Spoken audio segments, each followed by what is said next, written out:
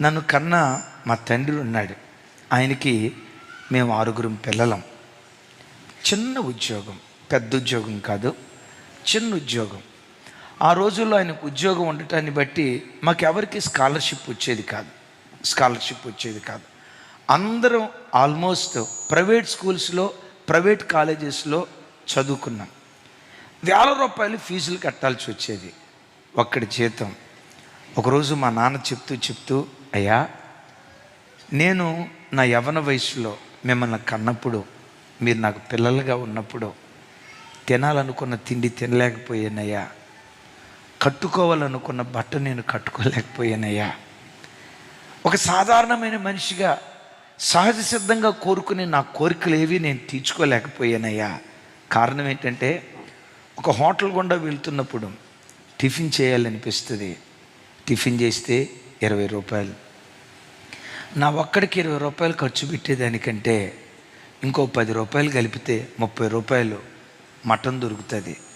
Mutton తీసుకెళ్తే పిల్లలందరూ ఇంటిల్లిపాది తింటారు కదా, నా కోరిక చంపుకునేవాడిని అయ్యా అని మాట్లాడతా.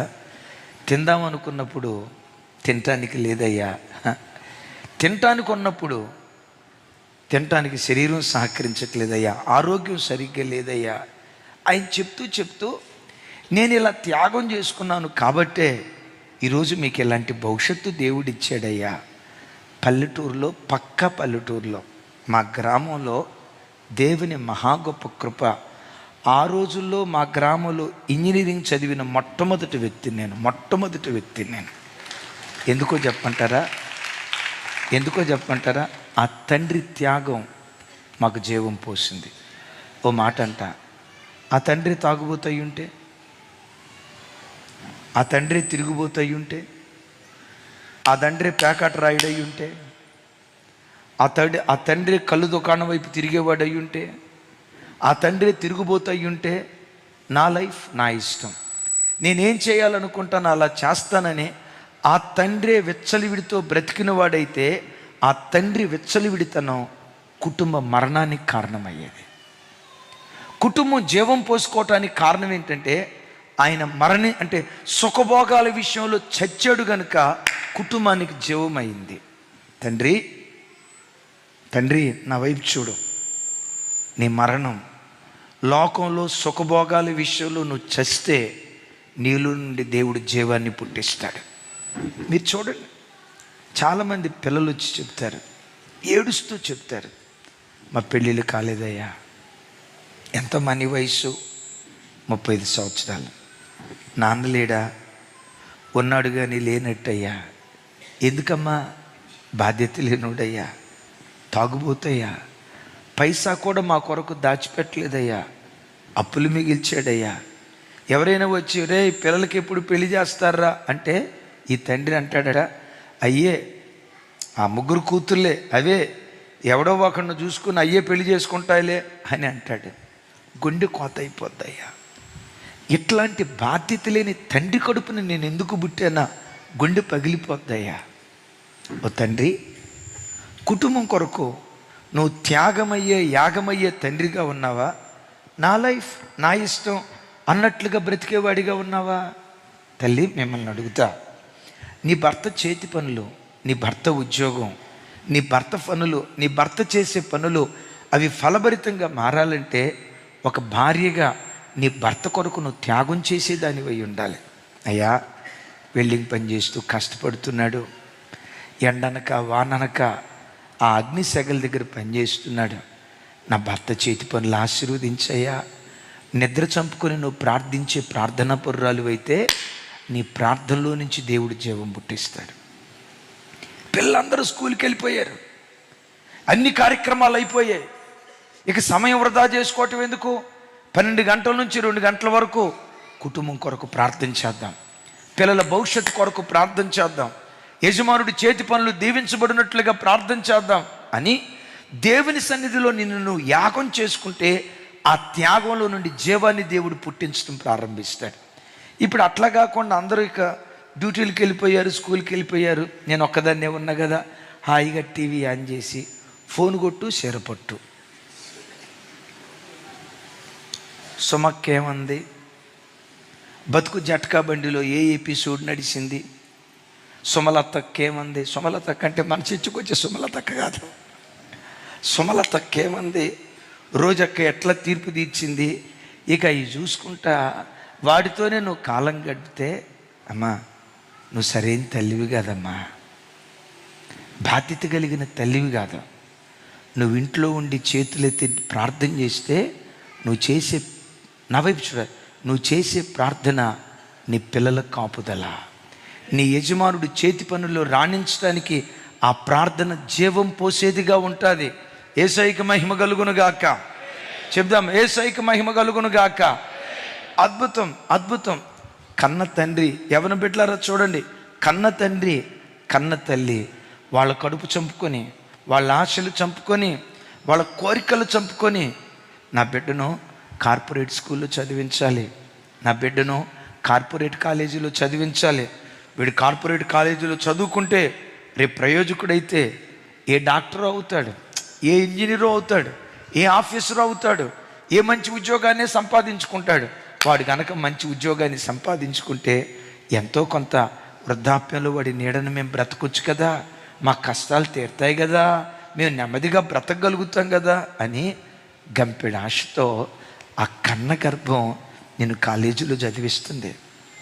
నువ్వు వేసుకునే బట్టలు ఎంత ఖరీదైనవి చూడు, మీ నాన్న వేసుకునే బట్టలు ఎంత ఖరీదు తక్కువ బట్టలో చూడు. నువ్వు వేసుకునే బనియన్ చూడు, మీ నాన్న వేసుకునే బనియన్ ఉంది దోమ తెరలో రంధ్రాలు పడిన బనియన్, చిరిగిపోయినా అదే బనియన్ వేసుకొని వెళ్తాడు. చిన్న చిరుగుడు వచ్చిందంటే నువ్వు విసిరేస్తావే, నువ్వు విసిరేసినట్లుగా నాన్న విసిరేయడు. ఎందుకో తెలుసా? ఈ 10 రూపాయలు వ్యర్థమైపోతే వీడు ఫీజు కొండవేమో, వీడు ట్యూషన్ కొండవేమో, వీని బుక్స్ కొంటాను కొండవేమోనని ప్రతి క్షణం నువ్వు చంపుకుంటాడు, నీ కోసం చంపుకుంటాడు. అలా చంపుకునే పరంపరలో నువ్వు కాలేజీకి వెళ్ళినప్పుడు ఆ అమ్మాయిని చూసి ఈ అమ్మాయిని చూసి పోకిరి చేష్టలు చేయకుండా శరీరం కోరుకుంటుంది. శరీరం కొన్ని ఆశా ఇచ్చలు బయలుదేరుతాయి, శరీరం కొన్ని అపవిత్రమైన కోరికలు వస్తాయి. బాబోయ్, బొక్కావాని తైలంలో సచ్చిన ఎగులు పడితే తైలమంతా కంపు కొట్టిపోయింది కదా. గర్ల్ ఫ్రెండ్, బాయ్ ఫ్రెండ్, ఈ దరిద్రపు కార్యక్రమాలు చేస్తే నా బ్రతుకు నాశనం అయిపోద్ది, నా బ్రతుకు శిథిలమైపోద్ది, యవ్వన ఆశాయిచ్చలు చంపుకొని నేను బ్రతకాలి అని నా వైపు చూడండి. ఈ మల్బరీ ఆకు దీన్ని పోషించడానికి ఇది చంపబడినట్లుగా నీ కుటుంబం ఒక మంచి స్థితిలోకి రావటానికి నీ యవ్వన ఆశాయిచ్చలన్నీ చంపుకొని నా వైపు చూడాలి. నీ యవ్వన ఆశాయిచ్చలన్నీ చంపుకొని నువ్వు భద్రంగా దేవుని సన్నిధిలో బ్రతికితే రేపు దివ్యమైన భవిష్యత్తు దేవుడు నీకు ఇస్తాడు. దివ్యమైన భవిష్యత్తు నువ్వు అనుభవించడమే కాదు, నీ కొరకు కష్టపడి నా తండ్రి, నీ కొరకు కష్టపడి నా తల్లి నీ నీడలో క్షేమంగా బ్రతకటానికి దేవుడు సహాయం చేస్తాడు. అలా కాకుండా బాధ్యత లేని కొడుకుగా, పోకిరోడుగా, ఇష్టానుసారంగా బ్రతికే కుమార్తెగా అలా నువ్వు బ్రతికితే ఆ వృద్ధ తల్లిదండ్రులకు చనిపోయి ఆఖరి క్షణం వరకు నువ్వు ఒక ముళ్ళులాగా మారిపోతావు. ఈ రోజుల్లో పిల్లలు ఎలా అయిపోయారో, ఆటో డ్రైవర్ తండ్రి దగ్గరికి వచ్చి అన్నాడట, దసరా పండగ కల్లా నాకు కేటీఎం ఏదో ఉంది కదా బండి, కేటీఎం రష్యా బుషా ఏదో ఉంది కదా, నాకు కేటీఎం బండి కొనిపెట్టు. తండ్రి ఆటో డ్రైవర్, ఉదయం నుంచి సాయంత్రం దాకా పనిచేస్తే 500-600 వస్తాయి. రేపు దసరా పండగ కల్లా నాకు కేటీఎం బండి కొనిపీకపోతే నేను చచ్చిపోతా. ఒరే 2 లక్షలకు పైగా రా, నేను ఎక్కడ తీసుకొచ్చేది? నువ్వు కొనియనంటే నేను చచ్చిపోతా. దసరా పండగలోపు టార్గెట్, దసరా పండగలోపు కొనియకపోతే నేను చచ్చిపోతా అని అంటా ఉన్నాడట. ఇంకొక 4 రోజుల్లో దసరా పండగ అనగా అమ్మో వీడు ఎక్కడ చచ్చిపోతాడునని అక్కడ వడ్డీకి తీసుకొచ్చి, ఇక్కడ వడ్డీకి తీసుకొచ్చి, అక్కడ 5 రూపాయలు, ఇక్కడ 7 రూపాయలు వడ్డీకి తీసుకొచ్చి కేటీఎం బండి కొన్నారు. వాడు బండి వేసుకొని మొదటి రోజు అట్ట బుర్రుమని వెళ్ళినాడు, మరలా తిరిగి రాల, యాక్సిడెంట్ అయి చచ్చిపోయాడు. రేపు దసరా అనగా ఈరోజు చచ్చిపోయాడు. కన్నగర్భానికి ఏం మిగిల్చాడు? కడుపు కోత మిగిల్చాడు. కొంతమంది ఆడబిడ్డలు తల్లిదండ్రులకు కడుపు కోత మిగులుస్తారు. వికారాబాద్ విన్నారా? ఆ తండ్రి కడుపేద, అయినా తల్లి కడుపేద. ఆ పేద స్థితిలో మా కుమార్తెను మంచిగా చదివించాలని కష్టపడి చదివించారు. అమ్మాయి నర్సింగ్ చేసింది, ఎవరినో ప్రేమించిందట, నాకు అన్నిచ్చి పెళ్లి చేయను. వీళ్ళు ఎంక్వైరీ చేశారు. ఎంక్వైరీ చేస్తే చివరికి తెలిసింది ఏంటంటే, ఎవరినైతే ప్రేమించి పెళ్లి చేసుకుంటాను అంటుందో వాడు కేర్ ఆఫ్ ప్లాట్ఫామ్ గాడంట, ఎయిర్ ఫోర్స్లో పనిచేస్తాడంట. ఎయిర్ ఫోర్స్ అంటే తెలుసా? గాలి గంగయ్య, గాలికి తిరుగుతూ ఉంటాడు. ఇంకా చెప్పాలంటే అఖిలాంధ్ర సోమరిపోతు సంఘానికి అధ్యక్షుడంట. అలాంటి నంబర్ 1 సోమరిపోతు నాకు ఇచ్చి పెళ్లి చేస్తావా? నీ జీవితం పాడైపోద్దే. వాళ్ళు వేరు, వద్దు నా మాట విను అని అంటే ఆగాగని చెప్పి ఒకరోజు తల్లిదండ్రులు ఒళ్ళు నొప్పులు అని చెప్పి మాట్లాడుతూ ఉంటే, ఇంజెక్షన్ ఇస్తాను మమ్మీ, ఇంజెక్షన్ డాడీ అని చెప్పి ఆ ఇంజెక్షన్ ఓ రకంగా పాయిజన్ టైప్, ఆ హై డోస్ ఇంజెక్షన్ ఇచ్చి కన్న తల్లిని తండ్రిని ఇద్దరిని చంపేసింది. Just 2 days back. నీ ఇంటికి నువ్వు జీవం పోయాలంటే నిన్ను నువ్వు చంపుకుంటూ రావాలి. నీ ఆశలు చంపుకుంటూ రావాలి, నీ కోరికలు చంపుకుంటూ రావాలి. ఎవరైతే దేవుని కొరకు త్యాగమైపోయే వాళ్ళు ఉంటారో ఆ త్యాగం కలిగిన కంబలి చెట్టు మీదకి దేవుడు దిగి రావటం ప్రారంభిస్తాడు. చప్పలు కొడితే యేసయ్యకు స్తోత్రాలు చెప్దాం కొంచెం గట్టిగా. హల్లెలూయా. దేవుడు దిగి రావటం ప్రారంభిస్తాడు. యేసయ్యకు మహిమ కలుగును గాక. నీ కుటుంబం కొరకు నువ్వు ఎలా త్యాగమైపోవాలి? ఒక తల్లిగా నువ్వు ఎట్లా త్యాగమైపోవాలి? సంఘం కొరకు సేవకులు ఎలా త్యాగమైపోవాలి? ఎలా త్యాగం చేసుకుంటే సంఘానికి సేవకులు జీవాన్ని పోస్తారు? విశ్వాసులు తల్లి తన కూతురికి ఎలా, తండ్రి తన పిల్లలకి ఎలా జీవాన్ని పోస్తాడు? నువ్వు ప్రొద్దున్నే 5 లేచి కుటుంబం కొరకు ప్రార్థన చేయాలి. తండ్రిగా నీ బాధ్యత. యజమానుడు యాజకుడు బైబిల్లో. ఆమేన్. యజమానుడు చెప్పండి, కుటుంబానికి యాజకుడు. నీ ఇంటికి నువ్వు యజమానుడివి, ఎట్ దట్ సేమ్ టైం నీ పిల్లల కొరకు నువ్వు ప్రార్థించే యాజకుడిగా నువ్వు బ్రతకాలి. మరి ప్రొద్దున్నే 5 లేచి ప్రార్థన చేయాలంటే రాత్రిపూట 10 ఆ ప్రాంతంలో ఫుల్గా పీకల దాకా తిన్నావు అనుకో, పొద్దున్నే మెలకు వస్తుందా? పొద్దున్నే మెలకు వస్తుందా? ప్రొద్దున్నే లేచి ప్రార్థన చేయటానికి రాత్రి తినేటప్పుడు ఒక ముద్ద తక్కువ తినాలా, కడుపు చంపుకోవాలా. ఆ కడుపు చంపుకునే త్యాగమూర్తులైన తల్లులు, కడుపు చంపుకునే త్యాగమూర్తులైన తండ్రులు ఎక్కడుంటారో ఆ ఇంట్లో దేవుడు జీవం పుట్టించడం ప్రారంభిస్తాడు. ఇప్పుడు నేను కంటి నిండా నిద్రపోవాలా, నేను కంటి నిండా నిద్రపోవాలా, సంఘం ఆదివారం వచ్చిందంటే కిటకిటలాడాలా, అది కుదిరిద్దా? సామెత ఒకటి ఉంది, ఏదో అబ్బాయి మాత్రం ఏదో సామెత ఒకటి ఉంది కదా,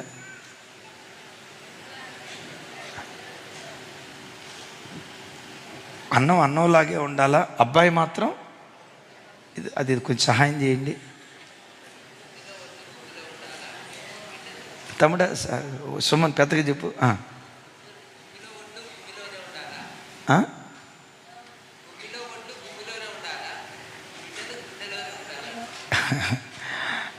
నువ్వు చెప్పేది తెలుగుదేనా? నాకు ఒక్క మాట అర్థం కాలేదు, పెద్దగా చెప్తామడా. కొంచెం నువ్వు నిలబడి నాయన, నీకు దండం పెడతాను. చెప్పు నాయన. గుమ్మిలో ఒడ్లు, గుమ్మి అంటే గాదే, గుమ్మిలో ఒడ్లు గుమ్మిలోనే ఉండాలా, బిడ్డ తొడ్డలాగా ఉండాలా. గుమ్మిలో ఒడ్లు గుమ్మిలోనే ఉండాలా, బిడ్డ కుదిరిద్దా? కుదిరిద్దా? Thank you, thank you, thank you. ఏ విశ్వాసులు సంఘం కొరకు యాగమవుతారో, ఏ సేవకులు విశ్వాసుల కొరకు యాగమైపోతారో, కంటి నిండా నిద్రపోయి కడుపారా తినే సేవకులు సంఘంలో ఉండటం సంఘానికి శాపం. అది దరిద్రం, అది దరిద్రం. అది ప్రతి క్షణం నిద్ర చంపుకొని, తిండి చంపుకొని, బైబిల్లో పౌలు గారు అంటాడు, మాలో మరణం మీలో జీవానికి కారణమవుతుంది అంటాడు. ఒకసారి చెప్పండి. నేను అంత పెద్దగా అతిశయంగా చెప్పను, కానీ దేవుని కృప, సంఘం క్షేమాభివృద్ధి పొందటానికి మేము ఎన్నో విషయాల్లో యాగమైపోతాం. మీరు ఫెయిత్ వంక రండి, మేము ఉండే ఫెయిత్ వంక రండి. 2018లో రంగు వేసాం. దేవుని కృప, ఇప్పటికి 8 సంవత్సరాలు. అది నన్ను చూసి అంటది గోడ, నా రంగు మార్చినైనా నీకు దండం పెడతా. యాక్చువల్గా మనం మారుద్దాం అనుకున్నా, కుదరలా. చర్చ్ ఉంది చూసారా, ప్రతి సంవత్సరం పెళ్లి కూతురులాగా మందిరాన్ని అలంకరిస్తాం. మందిరానికి ప్రజలు వచ్చారంటే ఎంత శుభ్రంగా ఉందో, ఎంత చక్కగా ఉందో. ఒక సోఫా సెట్ లేదు. నా మనసు ₹1,00,000 పెట్టి సోఫా సెట్ కొనుక్కునే కంటే ₹1,00,000 పెట్టి సౌండ్ సిస్టమ్ కొనుక్కుందాం. అట్లాగని అన్నోళ్ళకి సోఫా సెట్ లేదంట, ఇప్పుడు మేమేం చేయాలి, ఆ ఆలోచనకి వెళ్ళకండి. మాకు ఆ లైఫ్ ఇష్టం ఉండదు. సాధ్యమైనంత వరకు సింపుల్ లైఫ్ ఇష్టపడతాం. కారు అంత మంచిది ఎందుకు ఉందయ్యా అంటే, రోజు 100 కిలోమీటర్లు దూరం చేయాలి. అలసట లేకుండా ఉండాలంటే ఆ కంఫర్ట్ చూసుకోవాలి, లేకపోతే కష్టం. Simple life. కొంతమంది పాస్టర్ గారులు ఉంటారు, నేను ఎవరిని నిందించను, కానీ పాస్టర్ గారి ఇంటికి వెళ్తే అబ్బబ్బబ్బా, ఆ ఇంటి టైల్స్ కానీ, వేసుకునే సోఫా సెట్ కానీ, వాళ్ళ బాత్రూములు కానీ, వాళ్ళు ఉండే ఇల్లు కానీ, సద్దాం హుస్సేన్ ఇల్లు కూడా ఆ రేంజ్లో ఉండదు. అంత కాస్ట్లీగా ఉంటారు. ఉండొద్దు, ఉండాలి అనేది కాదు నా అభిప్రాయం. అదే పాస్టర్ గారి చర్చికి వెళ్తే సౌండ్ సిస్టమ్ ఉంటుంది. 1947 సౌండ్ సిస్టమ్. అది స్వతంత్రం రాకమునుపు సౌండ్ సిస్టమ్. ఆ సౌండ్ సిస్టమ్ ఎట్టాడిదో తెలుసా? ఎట్లా కొడితే ఆన్ అయ్యింది, ఎట్లా కొడితే ఆఫ్ అయ్యిద్ది. అల్లావుద్దీన్ అద్భుత దీపంలాగా. ఎట్లా కొడితే ఆన్ అయ్యింది, ఎట్లా కొడితే ఆఫ్ అయిపోద్ది. సంఘం క్షేమాభివృద్ధి పొందాలంటే సంఘ క్షేమం కొరకు దైవజనుడు యాగమైపోవాలి. త్యాగపు పునాదుల మీదే దేవుడు కట్టడం ప్రారంభిస్తాడు. ఓ మాట, ఈరోజు క్రైస్తవ్యం ఇంత విస్తరించడానికి కారణం, యేసయ్య పరలోకంలోనే ఉండి క్రైస్తవ్యాన్ని స్థాపించాడా? పరలోకపు సుఖభోగాలు విడిచి భూలోకానికి వచ్చాడా? రాజరికాన్ని అనుభవించాడా? శిలువ ఎక్కాడా? చెప్పాలి. ఆయన త్యాగమే మన రక్షణకు కారణమైంది. మీ అందరితో చెప్తా, మీ జీవితంలో కూడా మిమ్మల్ని మీరు త్యాగం చేసుకుని, మీ త్యాగం ఇంకొకరికి భర్తగా మారిపోద్ది. ఆ భర్త మనం ఇవ్వగలిగామంటే అద్భుతం తెలుసా? ఆ స్థలంలోకి దేవుడు వచ్చి మనకు ముందుగా నడవటం ప్రారంభిస్తాడు. అటు కృప దేవుడు మనకు దయచేయునుగాక. కంబలి చెట్టు నంబర్ 1 చూడండి, ఫెయిత్ గుర్తు. నంబర్ 2 డెప్త్ గుర్తు. నంబర్ 3 భర్త గుర్తు. నంబర్ 4 వీప్త్ అంటే విలాపము. చక్కటి మాట చెప్తా, నా వైపు చూస్తున్నారు, శ్రద్ధగా వింటున్నారు. కంబలి చెట్టు అని తెలుగులో అంటాం, ఇంగ్లీష్లో మల్బరీ ట్రీ అని అంటాం. అదే హిబ్రూలో బాకీమ్ అనే పదం వాడతారు. బాకీమ్ అనే పదం బాకా అనే పదంలో నుంచి ఉద్భవించింది. మరలా చెప్తున్నాను, కంబలి చెట్టు తెలుగులో అంటాం, ఇంగ్లీష్లో మల్బరీ ట్రీ అంటాం, హిబ్రూలో ఏమంటారు? బాకీమ్ లేక బాకా అనే పేరుకున్న అర్థం ఏంటంటే కన్నీళ్ళు, ఏడ్పు, రోదన అని అర్థం. ఇంకోసారి చెప్తాను, ఎందుకు దానికి ఆ పేరు పెట్టారంటే, కొంతమంది ఇలా అంటారు, దాన్ని ఘాటు పెడితే దానిలో నుంచి స్రవించే ద్రావకం ఉందే, కన్నీటి చుక్కలు ఏ ఆకారంలో ఉంటాయో సేమ్ ఆ మల్బరీ ట్రీలో నుంచి కన్నీటి చుక్కల ఆకారం డ్రాప్స్గా పడతా ఉంటుందట. అందుకనే దానికి బాకీం అంటే ఏడ్పుల చెట్టు. ఒక అద్భుతమైన మాట, అది కన్నీటి చెట్టు గుర్తుగా ఉంది. ఒక అద్భుతమైన మాట, నీవు ఆరాధించే దేవుడు కన్నీళ్ల మధ్యలో సంచరించే దేవుడు. నీవు ఆరాధించే దేవుడు కన్నీళ్ల మధ్యలో సంచరించే దేవుడు, ఏడ్పుల మధ్యలో సంచరించే దేవుడు. ప్రసవేదనతో కూడుకున్న ప్రార్థన ఏ స్థలములో, ఆ వీపింగ్ ఏ స్థలములో వినబడుతుందో, కన్నీళ్ళు విడిచే చోట దేవుడు సంచరించటం ప్రారంభిస్తాడు.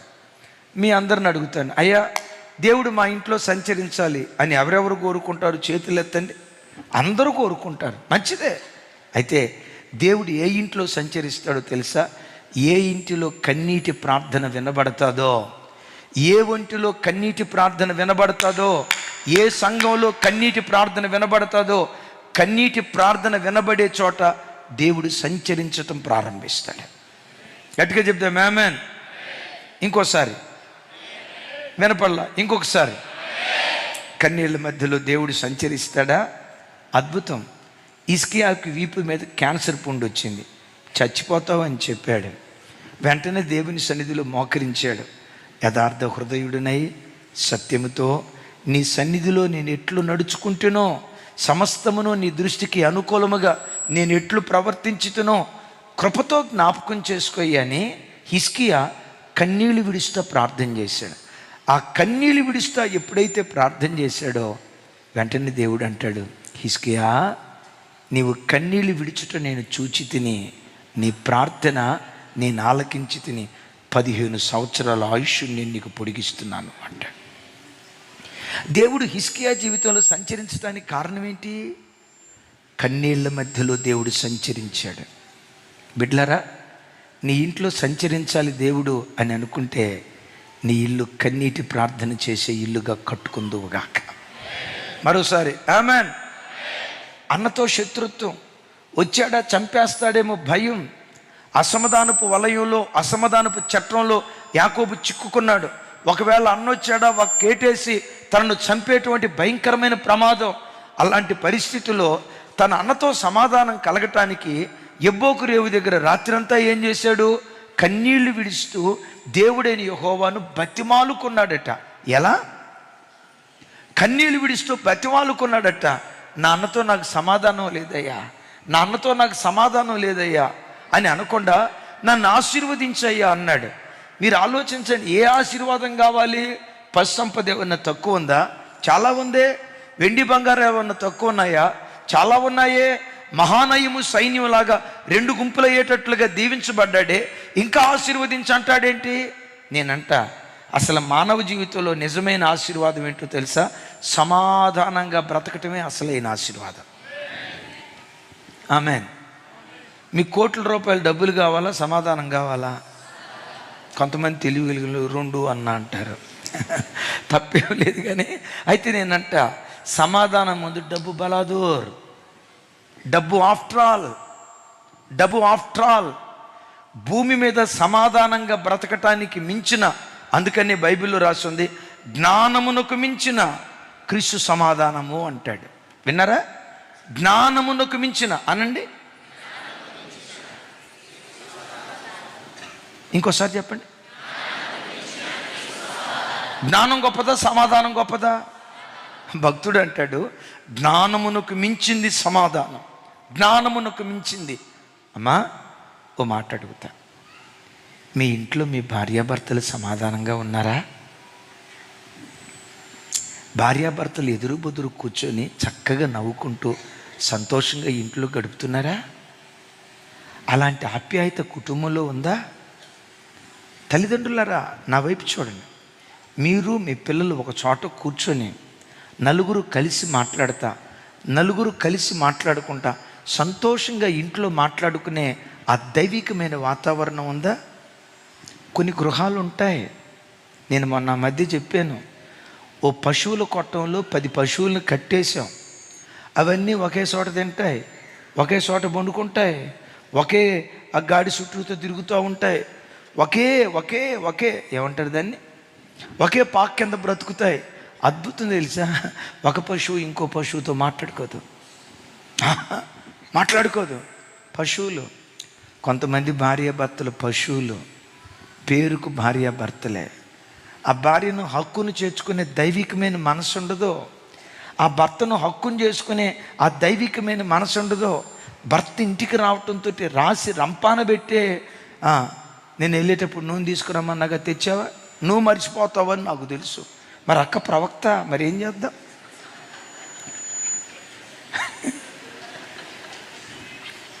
నువ్వు తీసుకురావన్న సంగతి నాకు తెలుసు. అక్కడ స్టార్ట్ చేసి ఎక్కడికి వెళ్ళిదో తెలుసా? అక్క కడపక్క వినక్క ఎక్కడికి వెళ్ళిదో తెలుసా? మన పెళ్ళైన కొత్తలో అప్పుడు అట్టా చేసావు, నెల తర్వాత ఇట్టా చేసావు, ఆ తర్వాత ఇట్టా చేసావు. ఏమండి ఒక చిన్న విషయం కాడండి. కొంతమంది బబులు గములు అనండి అనండి, పెద్దగా చెప్పండి సార్. యేసయ్యను ఒక మాట అడగండి, కారపు మెతుకులు తిన్నా పర్వాలేదయ్యా, సమాధానంగా బ్రతికే కృప దయచేయి, సమాధానపు పునాదుల మీద మా ఇల్లు కట్టబడే భాగ్యం దయచేయి. యేసయ్యకి మహిమ కలుగును గాక. అలాంటి సమాధానకరమైన వాతావరణం ఇంటిలో సృష్టించగలిగిన శక్తి దేనికొందో తెలుసా? నీ కన్నీటి ప్రార్థన కొందే. నాన్నతో నాకు సమాధానం ఇవ్వయ్యా. ఏడ్చాడు ఏడ్చాడు ఏడ్చాడు ఏడ్చాడు కానీ లోపట ఒక భయం. తెల్లారింది, ఇప్పుడు అన్న వస్తాడు, అసలే కన్నింగ్ హంటర్ అని రాస్తుంది, టక్కరి అయిన వేటగాడు, ఏం చేస్తాడో భయంగా ఉంది. తెల్లారింది, ఏశావు 400 మందితో వస్తున్నాడు. 400 మంది సైన్యంతో వస్తూ ఉంటే యాకోబు ఏం చేశాడు తెలుసా? 7 మార్లు సాష్టాంగపడి నమస్కారం చేస్తూ ఉన్నాడు. అన్న రానే వచ్చాడు. లోపట మాత్రం బైక్ మాత్రం ఇట్లా అంటున్నాడు, లోపట మాత్రం వేసేస్తాడేమో వేసేస్తాడేమో వేసేస్తాడేమో అని భయపడతా ఉన్నాడు. అన్న రానే వచ్చాడు, మెడ మీద పడ్డాడు. తమ్ముడు ముద్దులు పెట్టుకోవటం ప్రారంభించాడు. రక్తం ఏరులై ప్రవహించాల్సిన చోట ప్రేమ ప్రవాహం పొంగి పొర్లేటట్లుగా దేవుడు కార్యం చేశాడు. కారణం ఏంటో తెలుసా? దేవుడు యాకోబు జీవితంలో సంచరించాడు. విన్నారా? దేవుడు యాకోబు జీవితంలో సంచరించాడు. ఆయన సంచరించాడు గనుక అసమాధానాన్ని సమాధానంగా మార్చాడు, ద్వేషాన్ని ప్రేమగా మార్చాడు. దేవుడు సంచరించాలంటే నా వైపు చూడండి, ఏ చెట్టు మీద సంచరిస్తాడు? కంబలి చెట్టుని హిబ్రూలో ఏమంటారని చెప్పాను? బాకీం. బాకీం అంటే ఏడ్పుల చెట్టు. ఎప్పుడు ఏ ఇంటిలో ఏడ్పు రోదనతో కూడుకున్న ప్రార్థన ధ్వని వినబడతాదో ఆ ఇంటిలో దేవుడు సంచరించటం ప్రారంభిస్తాడు. చప్పలు కొడితే యేసయ్యకు స్తోత్రాలు చెప్తాం.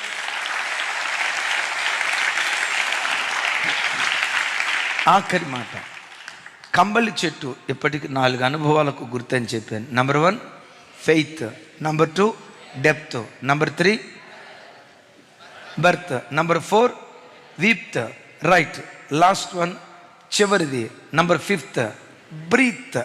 నా వైపు చూడండి, నా వైపు చూడండి. దేవుడు ఇక్కడ అంటాడు, నువ్వు కంబలి చెట్టు కొనన దాక్కోను, కొంబలి చెట్టు చాటున దాక్కోనుండు. దాక్కొని కొనల వైపు చూడు. ఆ కొనలకు పైగా కాళ్ళ చప్పుడు నీకు వినబడుతుంది. విన్నారా? కాళ్ళ చప్పుడు నీకు వినబడుతుంది. కాళ్ళ చప్పుడు నీకు వినబడింది అంటే నీ పక్షాన దేవుడు యుద్ధం చేయటానికి బయలుదేరుతున్నాడని గ్రహించు. నీకంటే ముందుగా దేవుడు బయలుదేరుతున్నాడని గ్రహించు. దేవుడు నీకంటే ముందుగా బయలుదేరాడు అనేదానికి సంకేతం ఏంటి? కంబలి చెట్టు కొనలన, కొంచెం గట్టిగా, కంబలి చెట్టు కొనలన కాళ్ళ చప్పుడు ధ్వని నీకు వినబడుతుంది. దీన్ని గూర్చి చరిత్రకారులు ఏం చెప్తారయ్యంటే, నా వైపు చూడండి.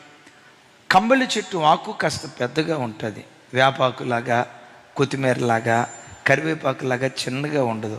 రావి ఆకు ఉంటుంది చూసారా? రావి చెట్టు ఆకు చూసారా?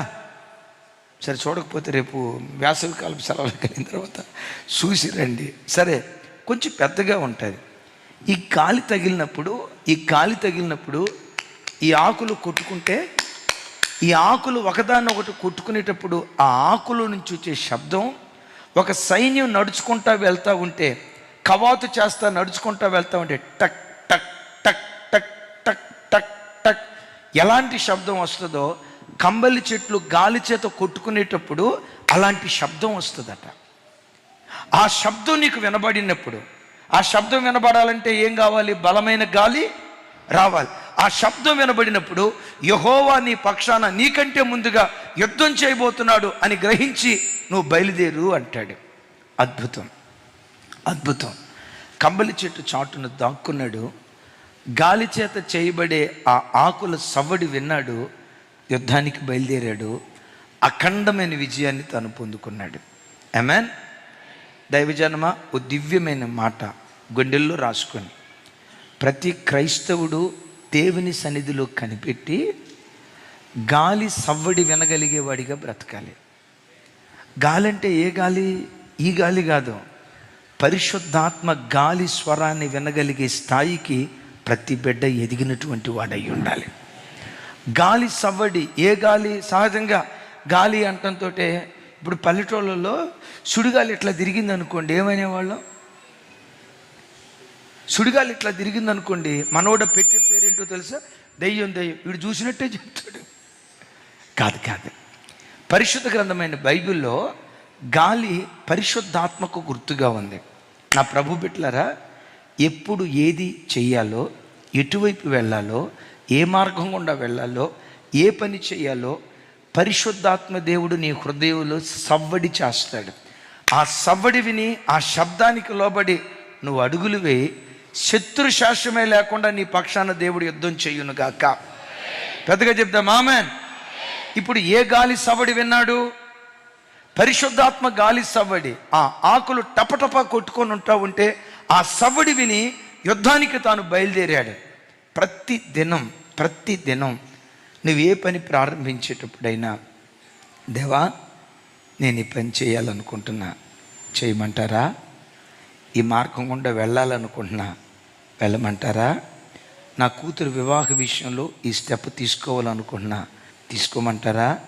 నా కొడుకు వివాహ విషయంలో ఇటువైపు అడుగులు వేయాలనుకున్నా, వేయమంటారా అని ప్రతిరోజు దేవుని సన్నిధిలో నువ్వు కనిపెడితే, గాలి సవ్వడి ద్వారా ఆ రోజుల్లో మాట్లాడిన దేవుడు పరిశుద్ధాత్మ స్వరం ద్వారా నీతో దేవుడు మాట్లాడటం ప్రారంభిస్తాడు. నా వైపు చూసి చెప్పాలి ఆమేన్. మీరు అనొచ్చు, అన్న పరిశుద్ధాత్మ దేవుడు మాట్లాడతాడా? మనం ఆరాధించే దేవుడు మాట్లాడతాడా?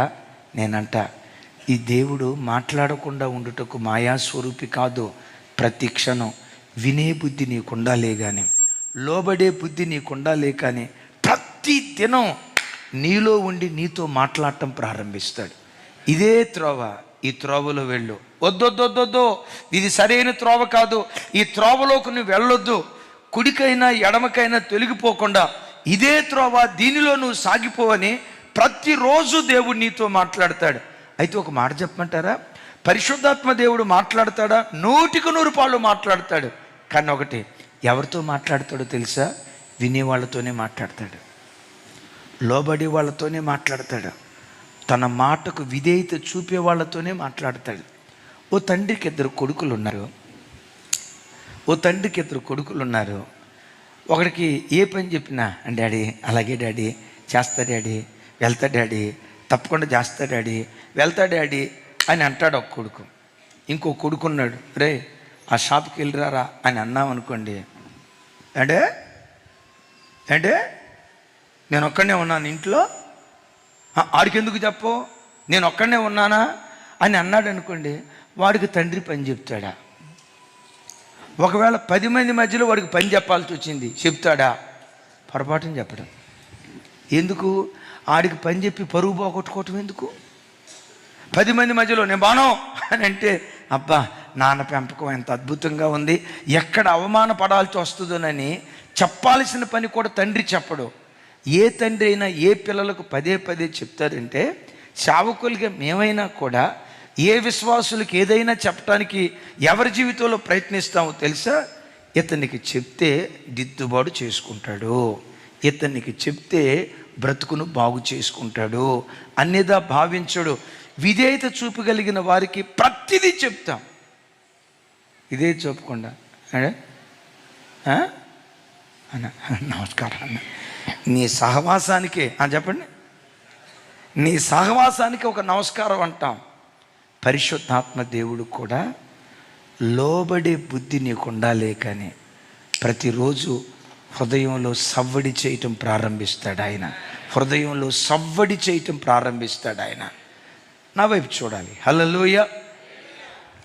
నా వ్యక్తిగత జీవితంలో గతంలో చెప్పానో లేదో నాకు గుర్తులేదు, అయినా చెప్తున్నా మరోసారి. నేను అప్పుడే రక్షణ పొంది ఆత్మీయంగా బాగా బలంగా ఉన్న దినాలు పరిశుద్ధాత్మ పొందుకున్నాను. మేబీ 97 ఆ ప్రాంతంలో. అప్పుడే కొత్తగా క్రెడిట్ కార్డ్స్ వచ్చాయి. Credit cards, standard chartered, city bank అనండి ఒకసారి. ఎంతమందికి తెలుసు ఆ కార్డుల సంగతి? ఇప్పుడు ఉందా స్టాండర్డ్ చార్టెడ్? ఏమో మరి. ఆ రోజుల్లో స్టాండర్డ్ చార్టెడ్, సిటీ బ్యాంక్, ఈ 2 క్రెడిట్ కార్డులు వచ్చాయి. మా తోటి ఎంప్లాయీస్ అంతా, రేయ్ కోడ్రా, డబ్బులు లేకపోయినా 50,000 ఖర్చు పెట్టవచ్చురా అని ఒకడు. ఇంకొకడు, నా జీతాన్ని బట్టి నాకు 2 కార్డులు ఇచ్చాడు, డబ్బులు లేకపోయినా 1,00,000 ఖర్చు పెట్టవచ్చురా. వాడు ₹1,00,000 జేబులోంచి తీసినట్టుగా చెప్పేవాడు ఆ కార్డులు చూపించి. నాకు కూడా మనసులో మనం కూడా తీసుకుంటే బాగుంటుందిగా, మనం కూడా తీసుకుంటే బాగుంటుంది కదా. లోపట ఒకటే ఉబలాటం.